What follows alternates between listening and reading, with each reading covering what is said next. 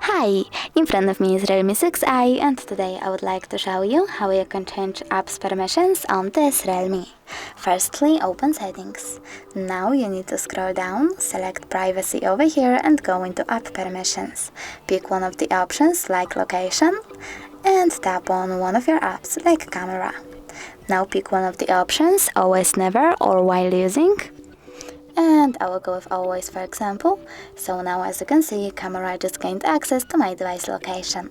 But you can also go back, over here select apps and manage permissions for the chosen one, like that. Thanks so much for watching. If you enjoyed this video, don't forget to leave a like, comment and subscribe. Bye!